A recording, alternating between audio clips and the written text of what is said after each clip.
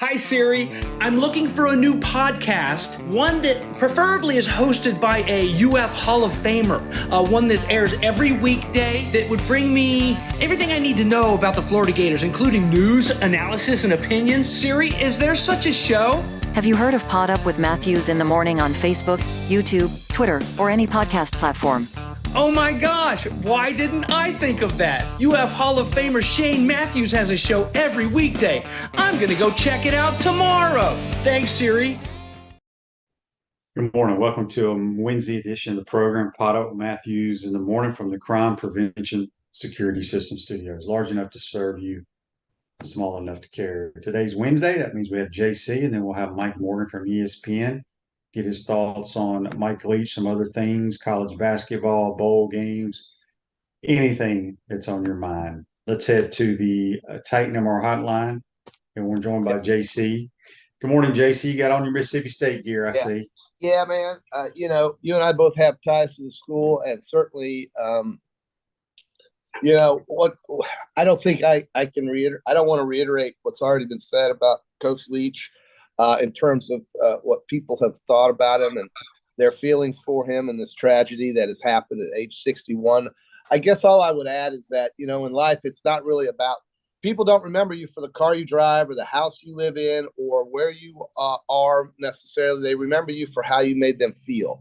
And from what I can assess, he sure made a lot of people feel good. And certainly was a guy that would go to these little remote places like Pullman, Washington, Lubbock, Texas, and Starkville, Mississippi, and create an amazing system and really touch a lot of people's lives. And it's just all I thought about yesterday. QB was this Coach Leach and what has happened. And I guess it really shows you how precious life is when you could literally be somebody who looks like that on the outside. To be functioning and doing very well, but could be having some issues that you don't know about, and it can happen to anybody at any time. So certainly, he was at a university, or not UAA, but whatever they call it, function on I believe it was Saturday evening. Yeah, Christmas party with a lot of people that worked in the athletic association. Was fine. The thing is, I've met him several times, been around him. He's a different character. There's no question. But yeah, I literally had stuff to do all day yesterday, but I could not stop looking at Twitter at all the stories and stuff. And it's just fascinating to me because, I don't think people realize that a coach, and there's a saying out there, a coach impacts more people in 1 year than the average person does in a lifetime. And I firmly believe that statement. And he's touched so many lives. I mean, I read somewhere where there's only been one other coach in recent time that passed away while they were coaching. You know what I'm saying? And I just feel horrible for those Mississippi State players. But the guy was one of a kind. I know a lot of coaches, whether professional coaches, high school, college, there's only two human beings that I know of that did it their own way. They were the most unique human beings. And you probably, if you followed them around, you'd probably go, how did those guys ever win a game? And how did my teams lose to them? Because they did it different than anybody. One is Mike Leach. The other is Steve Spurrier. There's nobody like them. Nobody. Yeah, and it's just it's hard to believe, and it is. I don't know where Mississippi State goes from here. They are going to play in their bowl game, and it's ironic they're playing down in Tampa, where there's a pirate ship, believe it or not. Because we know his love of pirates, and but anyway, it was it's hard to. One of my favorite stories I read yesterday about Mike Leach. Of course, he hardly ever talked to anybody about football. But I saw a story on Twitter that some coach, high school coach, I don't know where he was located, but Leach was there to visit whatever kid that they're getting ready to sign or they were trying to sign. And as Leach was going through the lobby of the high school, it was the secretary or somebody that kind of let him in, checked him in or whatever. and she was talking about her dog, that she had a black lab named Moose. Long story short, before Leach goes and sees this kid that night, he makes the head football coach take him by this lady's house to see her dog. I mean, who in the hell does that as busy as these college coaches are? But see, And it just amazes me how unique he was. And our good friend James Bates did a series on him, or a show. If you haven't seen it, it's called Portraits. He did one on Coach Spurrier, I think Roy Williams, Leach, I don't know who else, but he spent like 2 weeks with him down in Key West, and it's well worth the watch. So it's devastating. It's killed me, because I know how important he was to Mississippi State University, to those players, and how he touched so many people's lives. Well, and another great story, and we're off on this Leach tangent. We'll talk about whatever y'all want to talk about today. But another story was, and you sent me the tweet, and I saw it too, that I believe it was at Texas Tech. Some kid wanted to play football. Leach said, "No, you're not good enough to play football. You need to you need to come back and be a student assistant." Of course, the kid didn't want to hear that. He shows up a day or two later. Well, that kid ended up being Lincoln Riley. Yeah. So I know, and Lincoln wasn't a great player, but boy, Lincoln sure learned a lot about coaching, and this is his mentor, and certainly, Mike Leach's mentor is Hal Mummy, and from that tree down, I was gonna bring that up. I have a picture of his tree right now that are current head coaches in college football: Dave Aranda, Neil Brown, Sonny Cumbie, Sonny Dykes, Josh Heupel, Dana Holgerson, Cliff Kingsbury, Lincoln Riley, and Ken Wilson at Nevada. So quite a tree. But the thing is that he prioritized things that, like you said, other coaches probably wouldn't have, and I think that's why he made people feel so good, and he was so interesting to other people, because he was certainly not the generic run-of-the-mill coach that we run into on a daily basis. This guy was so unique and so rare, QB, and just seeing what has happened over just such a short period of time like this, it's very sudden, and I think that's what makes it hard too. I mean, it's not like, he had been battling pneumonia apparently for a month or two, but it wasn't like he was living through some chronic illness that we all knew about, because he coached, he worked. And the thing is that when it happens sudden like this, and I know in your family and in mine, we've suffered members dying, but I've never had a sudden death in my family. I've always had something that's just been kind of dragging on and finally ended.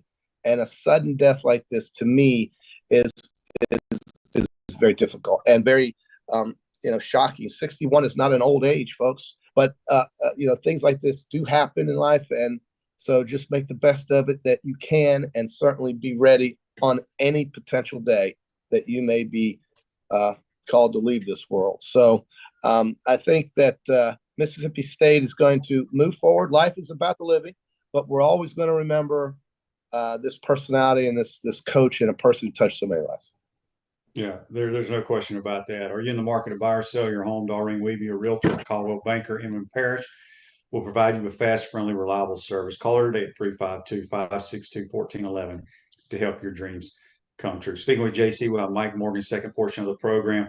Andy says on Facebook Live, brought to you by Meldon Law. Alyssa Lang of SEC Network had an after-game interview with Mike.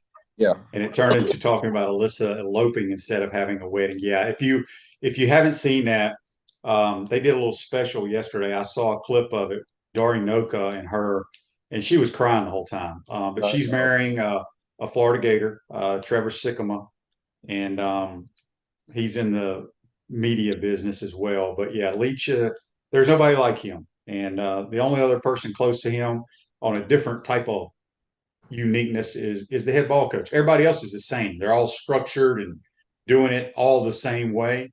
But they did it. They did it their own way. We have to also think about Steve Spurrier Jr., who was coaching at Mississippi State, and I was told that Coach Leach was his best friend, basically. So I think it's just one of those things where It's going to take a while to get over. But, anybody who's got his own stool at Captain Tony's down in Key West is going to be remembered from coast to coast. I mean, he's been everywhere. And I just couldn't quit thinking about it yesterday. And I'm sure today I'm going to keep thinking about it because I really loved listening to him and watching him. I never met him, but I did. Well, I take it back. One of our mutual friends was having a golf tournament down in Ocala, and he was in it. And I met Coach Leach in the bathroom, but it wasn't a formal meeting like, hello, how are you? But I did see him that day, and I just can't believe it. I just can't believe it. Yeah, it's hard to believe. So, as you said, life moves on. Gators are getting ready. We head out. The Gators are in Vegas. They landed there yesterday. I love that. I love when Elvis was out there singing. Elvis greeted them there. Viva Las Vegas. The players were dancing. They were dancing. You had the showgirls with their things, and the guys loved it, man. Welcome to Vegas. You got to think that the majority of these guys, probably all of them, never been to a place like Las Vegas. Wait till they see the lights at night. Hopefully they'll be ready to play some football, but it's a good trip for them. It really is a good trip. Yeah, I can't wait. We head out there. The rest of the staff heads out tomorrow. Okay. And I think Florida's going to play real well, quite honestly. Natasha says the outpouring from coaches across the spectrum shows how special he was. SOS and Lane's remarks were awesome. Yeah, I don't know if you saw what Lane Kiffin stated about how he was glad that his last victory was against Lane. And it was part of that. Cool. That last win, walking off the field like the winner he is. I just think all of the coaches out there. I don't know of any coach who ever had I've never heard of a coach that had any issues with Coach Leach. He was just very likable. Now I know there wasn't always a lack of controversy. Of course, he had that issue at Texas Tech with Craig James' son, and a lot of folks have said he was a very stubborn guy, but boy, he was interesting and fun to be around. And that's I think the prevailing thought of Coach Mike Leach. Yes, for sure. I got a text on the Titan Mar text line from Jimmy. He says, JC, do you think a lot of the Alabama players are going to opt out for the bowl game, and are you concerned about Kansas State? Yeah, well, the answer is yes to both. Certainly the two most prominent players, the quarterback and the potential first pick of the first round of the draft, Will Anderson, will probably not play. And when you think about it, if you were in their shoes, would you play? As some folks would say, absolutely. It's a part of what our team is about. But when you think about it, the end result is either win or loss, and it will not change anyone's lives. And Kansas State is a very good team. I think they're a very good team, and they are the Big 12 champions. And so I certainly think that if you are going to get 5.5, 6 points, you take Kansas State in this game, because Alabama is going to play hard. They're going to play a lot of new players, so we don't know what that's going to bring. But they'll compete, I think. I don't think this will be another 2008 version of the Sugar Bowl when Utah came down and ran them out of the building. I think this will be a game that'll be competitive, but I would certainly take the points in this one. Yeah, I think Kansas State's going to win the game because with T.J. Yeldon playing quarterback, Alabama ain't got a chance. Well, Jahmyr Gibbs, we don't know if he'll play either. So if TJ's gonna play, Jalen Milroe, he did win in the games he played, but boy, they were tight and they were close, and they almost lost to Texas A&M with him in the game turning the ball over. So I think Kansas State is going to look very much forward to this game. Plus, the other problem, it's an 11 a.m. kickoff on the same day of the college football playoff semifinals. It is a undercard. It's part of the undercard of that day. It's not the main event. Alabama is typically used to playing in the main event. They're not playing in it this year. So the answer to the question is absolutely yes. Matt asked here on Facebook Live, Gus Malzahn to Mississippi State. I've not heard that, and I don't see that. I think they're going to hire their defensive coordinator, quite honestly. I think that guy is a pretty good coach, too. Yeah, I think he's a very good coach. He's young. He's energetic. And the kids like him. The kids like him a lot. And they'll continue running the same system. I know Bubba's going to call the plays in the bowl game. Bubba was with Leach for probably 8-9 years. A long time. Yeah. So I would think they would keep all of that because they've kind of recruited to that system. I know Creed Whittemore. He signed yesterday. He had a signing at Buchholz, All right. Along with a couple other kids. Yeah. And I think Trent's still going to go there as well. So Thomas says on Facebook Live, what are some names you are hearing for Florida may be interested at the quarterback portal? Graham Mertz visit over the weekend. He's committed to Kentucky though. I don't want Graham Mertz. No, they're not interested in him. He paid for his visit, put it that way.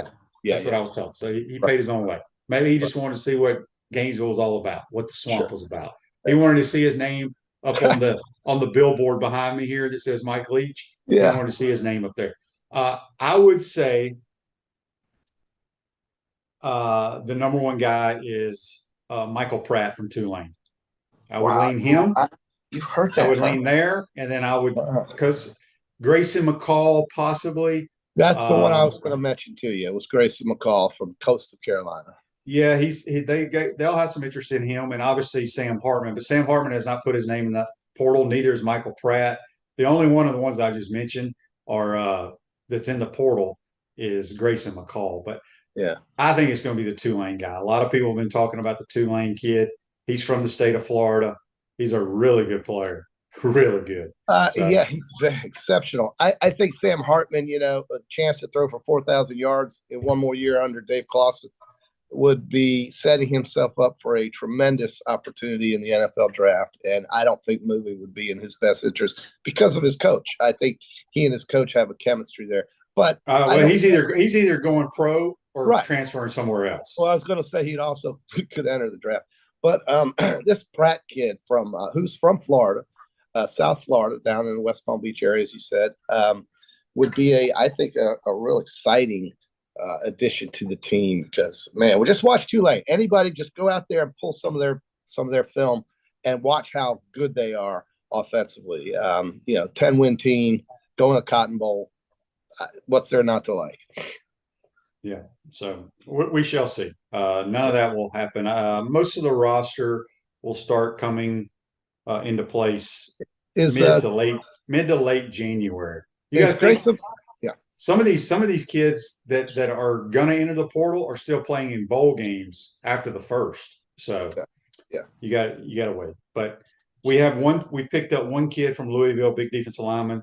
He will definitely help. But the roster will be a better roster in January. Speaking of that, South Carolina, a lot of people are concerned. South Carolina's lost a lot of players. They're going to lose two very key offensive players, but not to deviate. Yeah. Go ahead, QB. Yeah. A lot of people are worried about the Gators roster out in this Vegas Bowl. I am not at all. People forget. I heard somebody yesterday. I was on this show and they were talking about, well, they probably only have about 50-something scholarship players. Well, people don't realize on an average Saturday, I think I've asked you this before, JC, how many different players do you think play in a football game on a Saturday in college football? Different players? You dress 70-something, right? Yeah. Okay. How many of those players, because people worry about, how many we're going to have on scholarship, how many are on the roster. How many of those players do you think actually play in the football game? I would say 30. It's between 30 and 32 is the average. How about that? Yes. So that's my point. I don't care if you have 35 scholarship players. Now, obviously, you need them at the right positions. Sure. Yeah. But we have plenty of people to go play. I think we're going to play really well out there. I think Jack Miller's going to play well. I hope so. What if Jack Miller throws 5 touchdown passes and all of a sudden we hear names that we haven't heard all year and Jack Miller looks like a guy who can throw for 300 yards? Looks like Joe Burrow, the transfer from Ohio State. I mean, folks, let's just let it happen and see what we get. This is an important game, actually, because it does give you an opportunity to look into things that you haven't seen yet or maybe into the future.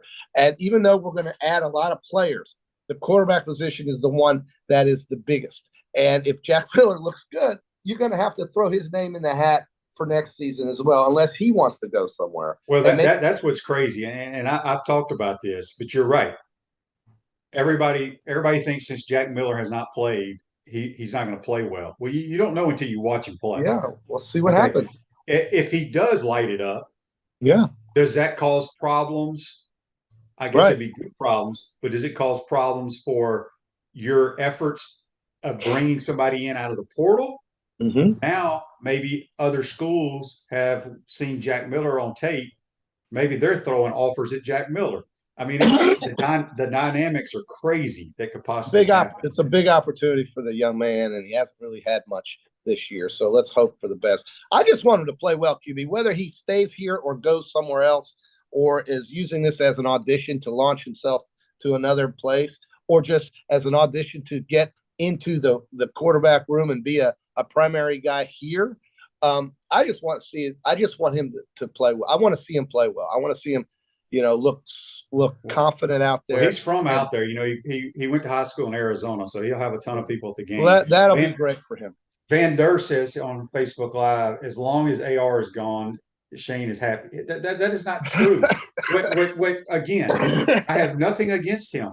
But if you want a good football team, and I don't care if it's John Cornell, Anthony Richardson, Tim Tebow, Danny Werfel, Rex Grove, I don't care who it is, Stetson Bennett. If you're not consistent, you can't play and you're not going to help your team win. It's that simple, people. It's that simple. I don't care what level of football it is. Yeah. If you're not consistent, you have no chance of winning. Right. Okay. Well, and QB, look, I mean, at the end of the day, we all wanted to see how Anthony would play throughout a full season. Well, we got the answer. They went 6-6. And again, I don't want to hear anybody tell me about how bad our defense is. I agree. USC's defense is worse than ours. But their quarterback is so consistent and such a good player, he took them to another level. He sure did. You can do that.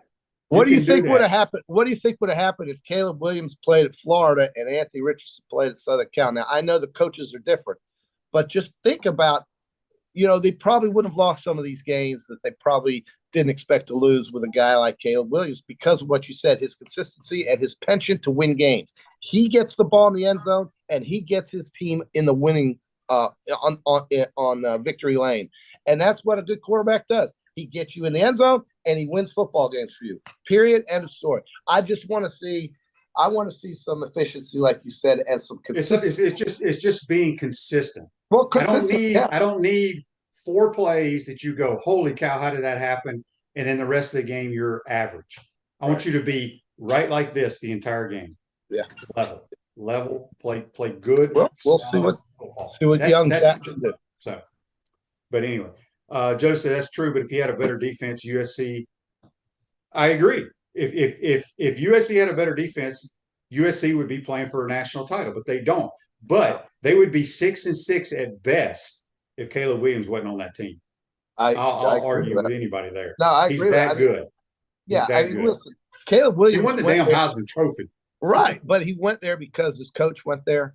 His coach went there because he saw the opportunities at Southern Cal that he probably felt were greater than what he had at Oklahoma. It's very simple stuff. This is not thermodynamics. But you go back and you talk about. I know people complain about our defense, and I'm one of those because I don't like it either. No, I know. But when Baker Mayfield won the Heisman Trophy, when Kyler Murray won the Heisman Trophy, couldn't stop anybody. They had horrible defenses. Stop anybody. Those guys were elite players. Sure, that's my point. That's right. You're going to be elite. It will show. It will show. Okay. Yeah. Hang on. I just got a text. That all makes sense. Did you watch any basketball last night, QB? I watched a little bit of the first half of your team against Memphis. Boy, talking about 2 athletic teams. Athletes. Gee whiz. Good God. Alabama found another way to win. I didn't watch the second half, but they won again. They're number 4 in America. I don't know who number 1 is right now. I think it's Purdue, maybe. Yeah. How come we don't know this? I'm pretty sure it's Purdue. Okay. While you're looking at that, all right. Chris from Cottondale on the Titan Mar text line says, Shane, where do you coach at and what is your coaching responsibilities? Are you going to continue your podcast when you're seeing? I will be coaching for the Orlando Guardians of the XFL, coaching quarterbacks. Yep. And we will still have a podcast in some capacity. We were trying to figure that out. Because it goes from like I'll still be around. Well, we know that, JC. I'm just talking out loud here. We'll do something. Todd says it felt like at times AR wasn't a willing runner, like he was saving himself for the NFL. Look, I don't get all that either. Whether he was or wasn't, and then people wanted him to come back, and I kept saying, well, if he comes back, he ain't going to run then either. Anyway, I wish him well. I hope he does well. If he gets in the right situation, I think he can be like Justin Fields. But we'll see. We'll see. Yeah. Purdue is number one, by the way. That's what I thought. They're very good. They got a 7'4" footer, 7'4" dude that is hard to stop. And they can't. I mean, UConn's got to be like what, 2 or 3, right? Yeah. And I tell you, I like their coach at Purdue too. That guy's good. He's a former player at Purdue. UConn is. Oh my God, they are. I mean, they defensively, I haven't seen a team that good in a long time. Virginia is number 2. UConn is 3. I didn't know Virginia was so good, QB. Alabama's 4 and Houston's 5. But Virginia out of the ACC is playing Houston on Saturday. Yeah, that goes up there in Charlottesville. That'll be fun to watch if you like basketball at this point. There's some good games, man. I think you look at the SEC. We've got some good teams. Tennessee is number 6. They're going out to Arizona this weekend. I love these intersectional matchups that we're getting here in the early part of the season before the conference. I love seeing these teams play against each other that you never normally wouldn't see, in conference play. But UCLA is playing Kentucky this weekend. That's good stuff, man. That's good basketball. It's fun. We got a text here on the Titan Mark text. I'm going to let you answer this first, JC, from an anonymous texter. Says Miller hasn't played it down, and we're thinking he's going to light it up. No, we hope so, but reality says otherwise. Yeah, we're hoping. I mean, but here's the thing. I'm just going to go back to my experiences, and then I know it was 30-something years ago. Did anybody think that we were going to light it up against Oklahoma State? Heck no. Okay. And this guy is a highly recruited kid. The last kid that transferred from Ohio State to a SEC school, and I'm not saying he's the next Joe Burrow. Joe Burrow was nothing until his second year at LSU. So you don't know. How about this kid at Texas, Ewers from Ohio State? He's now at an SEC school at Texas, which is soon to be an SEC school. Quinn Ewers. You think they're happy with him over at Texas? I think they are. At least I think Sark is. Listen, man. You just got to let it see what happens. There's no reality, folks. We don't know what reality is. We have to see it. Reality is that he's going to start. Reality is not what he's going to do. We don't know that yet. We're hoping.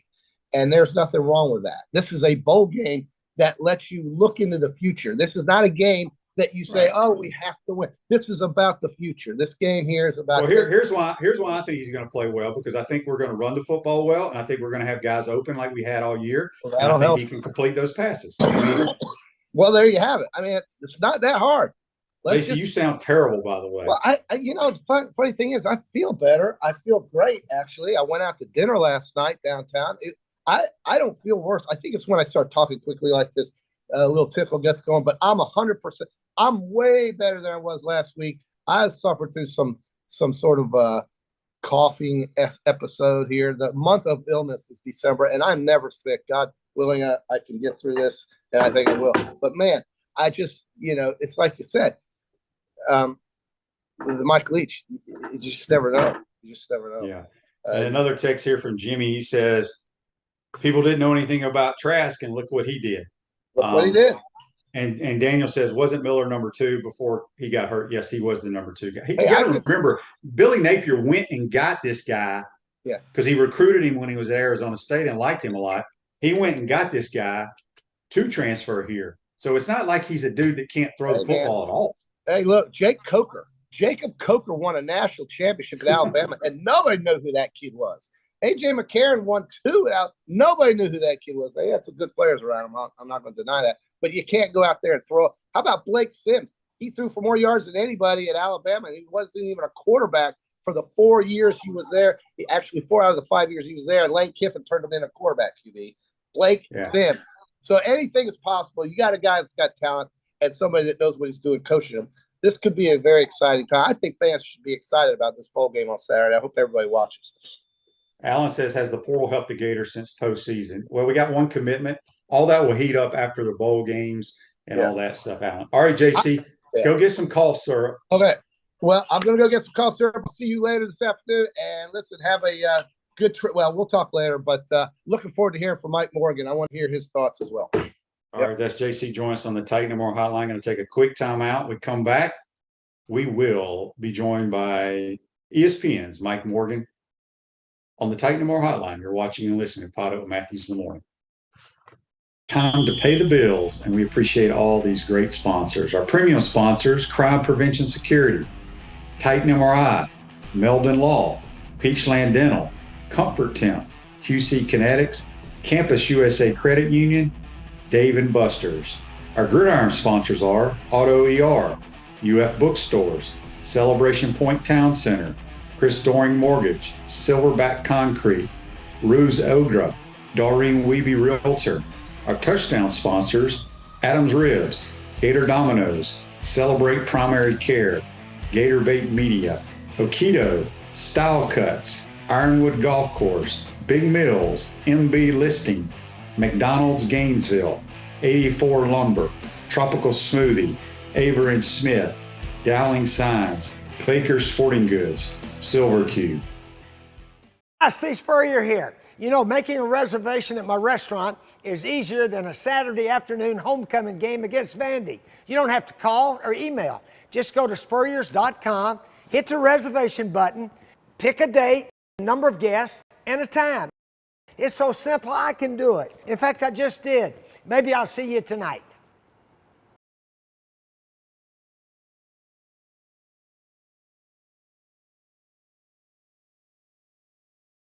Welcome back to the Crime Prevention Security System Studios, large enough to serve you, small enough to care. Celebration Points, where the Gators go to celebrate.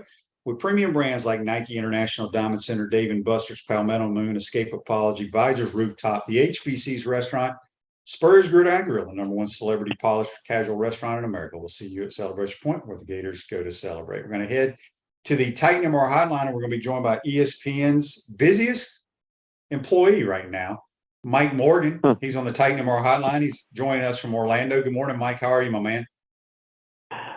Busy's a good word and a good thing. I'm doing well, Shane. Just kind of grinding here, juggling the two sports this time of year of basketball and football. I've been awfully busy with both, and then adding NBA to the plate here of late. So it's been an interesting 7 days, to say the least. Yeah, I'm going to get into what you did this past weekend and what you're doing now. But first, I want to get your thoughts. Obviously, you called a lot of Mike Leach's games. You sat in meetings with him. One of the most unique human beings I've ever been around. I've met him several times. Just heartbreaking, the news yesterday.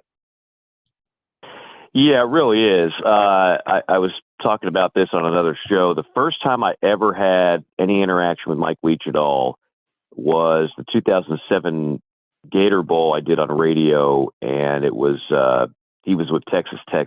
They played Virginia, and I had no idea what to expect. But he was kind, gracious, funny, and I tried to make this term the best way I could the other day. He just kind of oozes brilliance. I mean, he doesn't come off as a guy who wants you to think he's smart.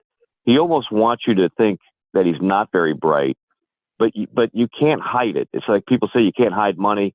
Sometimes you can't hide intelligence either. And he always had that about him.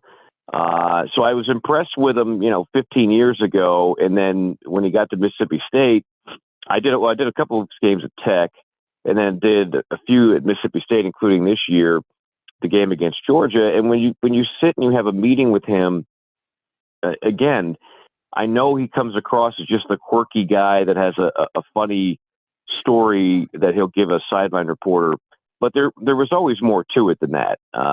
He always was a gracious guy, and always was brilliant. And when you think about some of the best offensive minds in college football over the last 20 years, there's no question he's in that list. He's right at or near the top. And so to see him go from winning the Egg Bowl, which was the one thing that was kind of missing from his Starkville resume, and you kind of felt like he was going to help propel that into greater things with that program. And then all of a sudden, we're at a dinner the other night and everybody's phone is, how it works now. We're all just prisoners of our phones.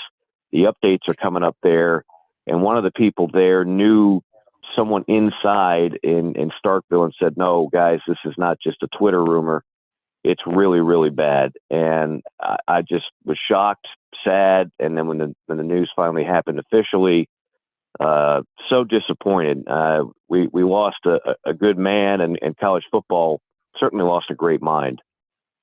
Yeah, it's hard to believe. And I spent the entire day just looking and reading stories and stuff about him because he just fascinates me. I've been around a lot of coaches, and I said earlier to JC and all our listeners, there's two coaches to me that did it different than any other coach, and that was Leach and Spurrier. They did it their own way.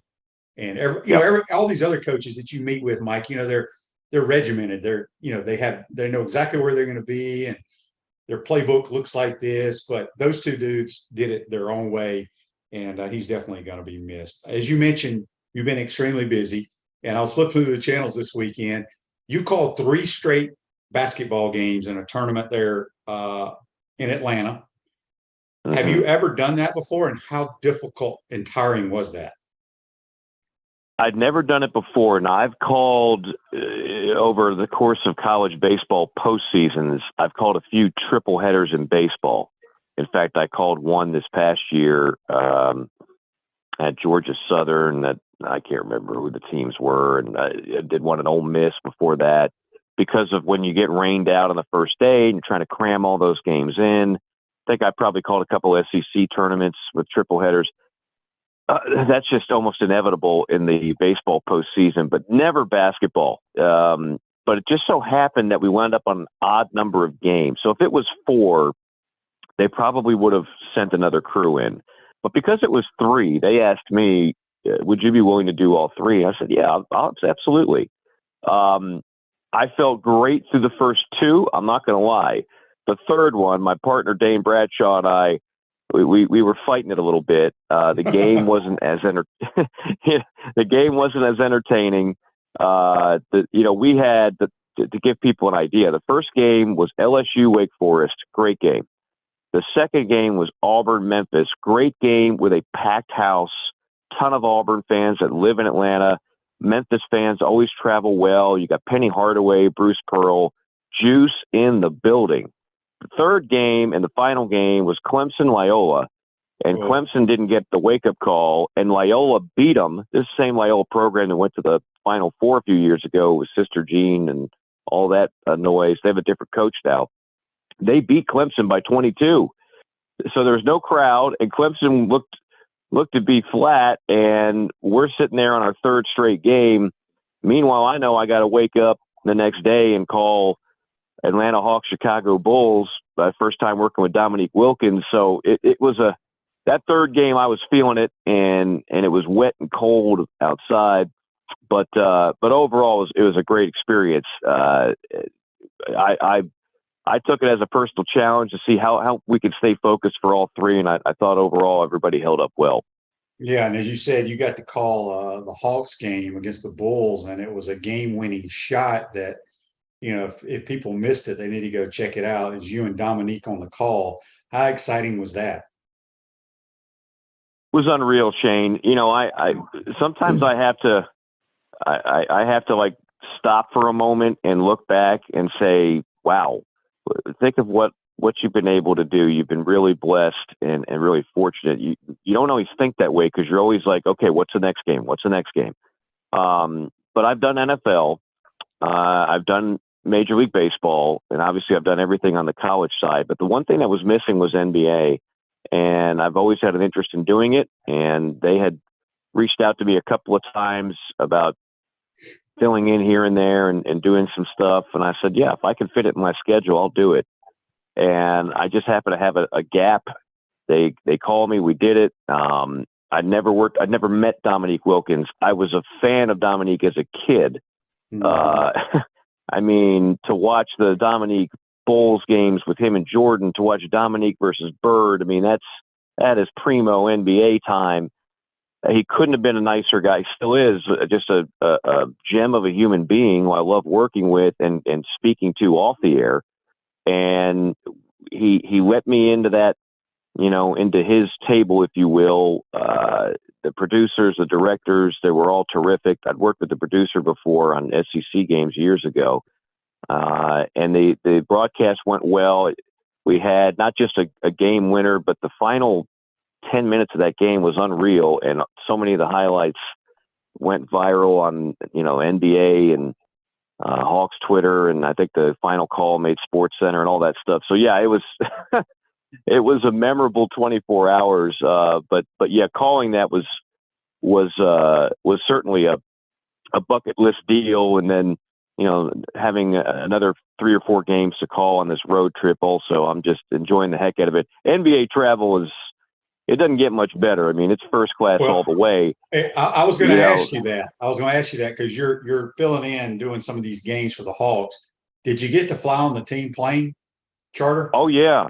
Okay, yeah, good. yeah. I mean, so we get done with the game, and we go straight to the Atlanta airport. And of course, we don't go through the normal part that I would do if I'm doing an ESPN game. We go to the special little charter section where you're not going through the long security lines. You're not doing all that nonsense.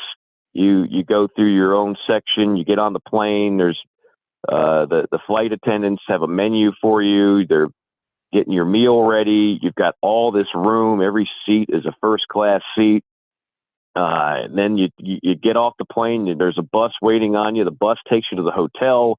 And I mean, it's, yeah. So then after the game against Memphis last night, the next morning we wake up, we fly into Orlando. Here I am right near Church Street.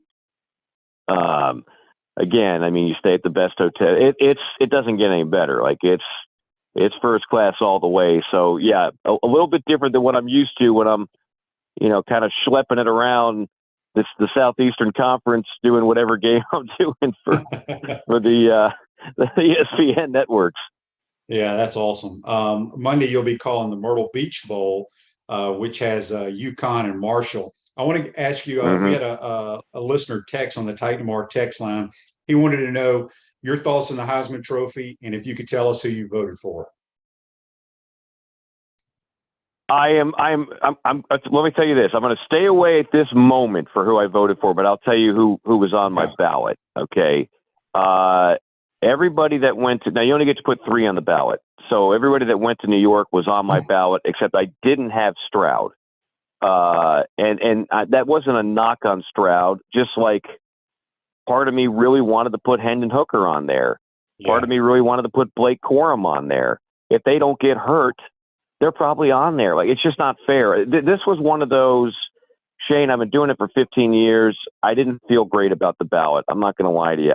Whoever I had number 1, I was going to be like, I don't know. So I'm not going to say they got it right. They got it wrong. It was just kind of like, it was almost a default year on the Heisman. It was like, if you could just say, why don't we punt this year and give away 2 Heismans next year? Because I don't know who the heck to vote for this year. The only thing I will say is for those in the national media that went out of their way to bash the selection of Stetson Bennett to be there, you didn't do your homework. If you think that was crazy to have Stetson Bennett on the ballot, look at his stats against top 25 teams.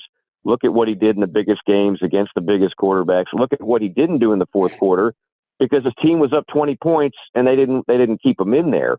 I just thought some of that criticism was beyond silly. And other than that, we're all just kind of scrambling because I don't think there was a full-fledged, without question, this guy should be the winner. Like it was last year when I voted for Bryce Young, I knew I voted for the right guy. This year I struggled. Yeah, makes sense. Andy asked on Facebook Live, brought to you by Mellon Law, Mike, during your great career, did you ever call the Poulan Weed Eater Bowl? That's the old Independence Bowl. That's so funny that one of your listeners will bring that up. On the podcast, JC, and I have to clarify this, JC Sherbert, and I do a podcast, and I always do a segment on what I call the deep dive.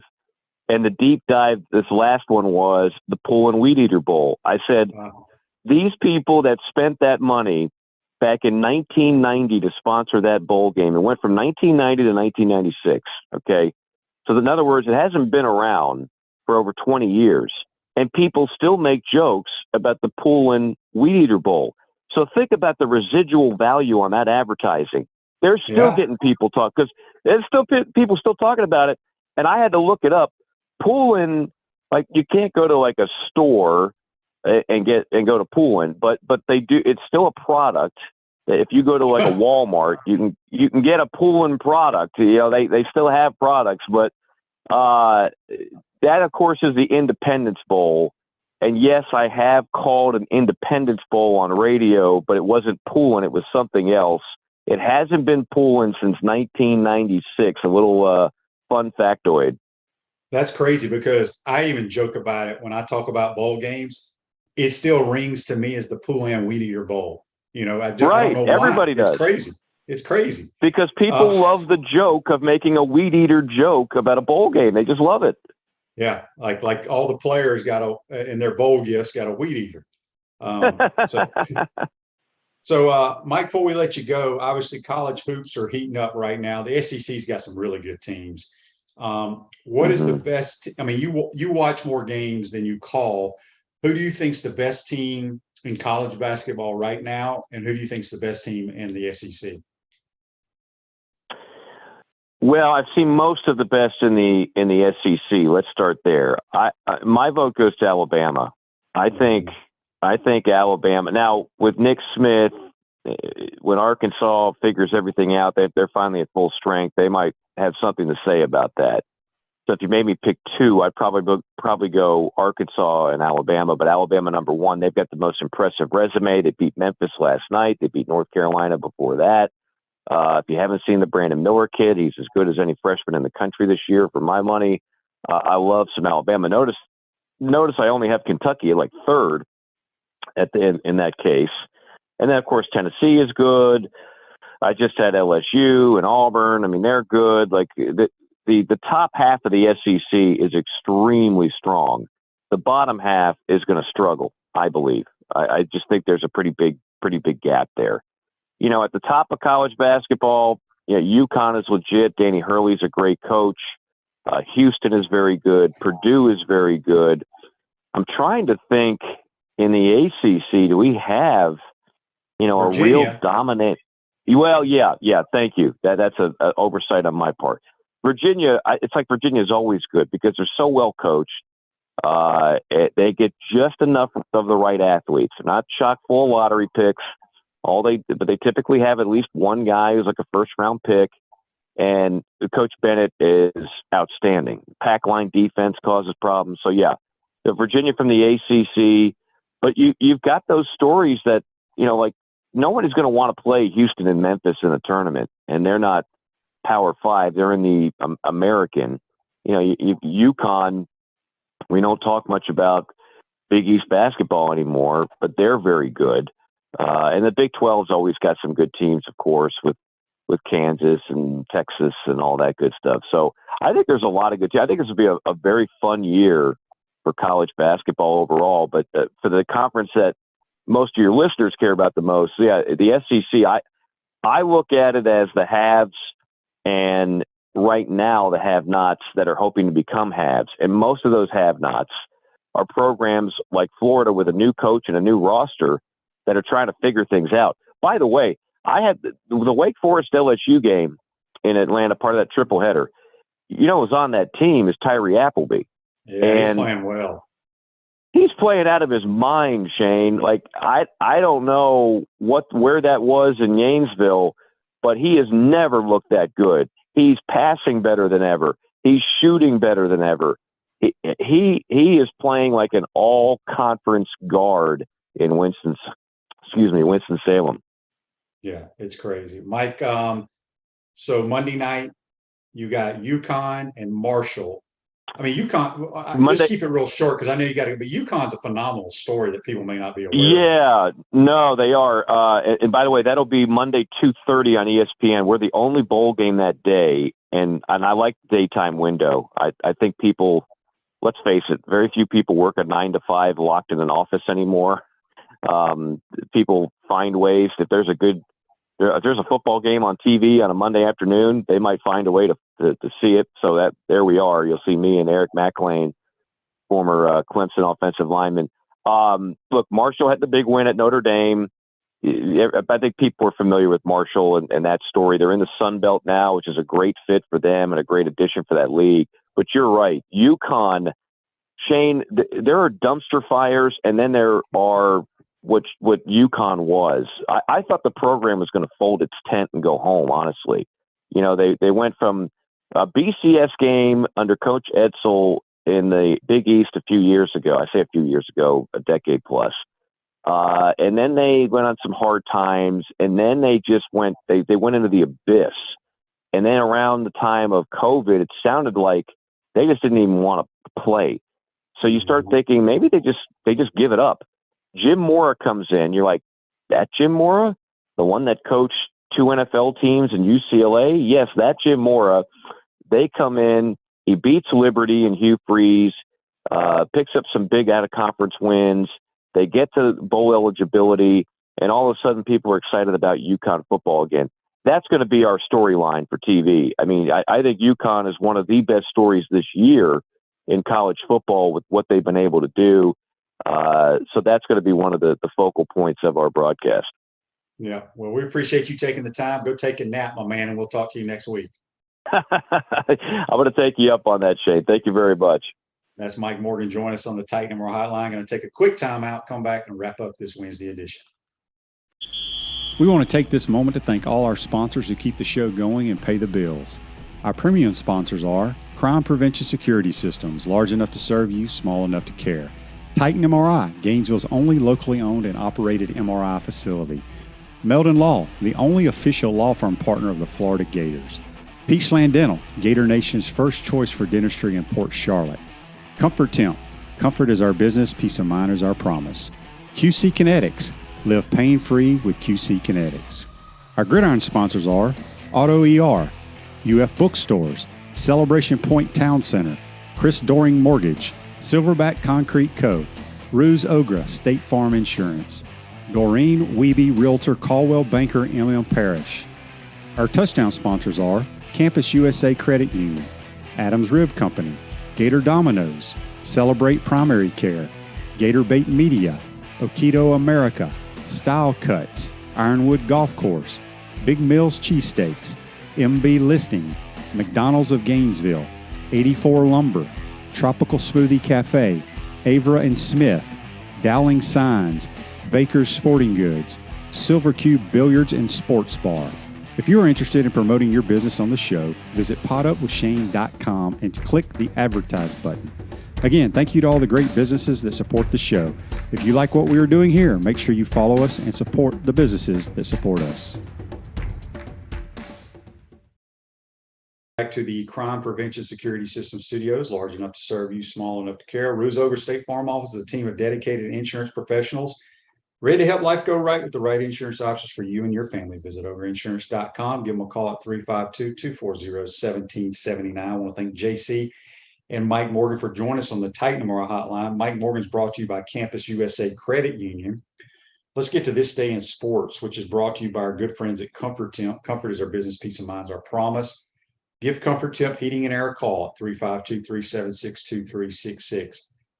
In 1996, the 62nd Heisman Trophy Award was given out to Danny Werfel, University of Florida quarterback. That's This Day in Sports, brought to you by our good friends at Comfort Temp. Let's see here.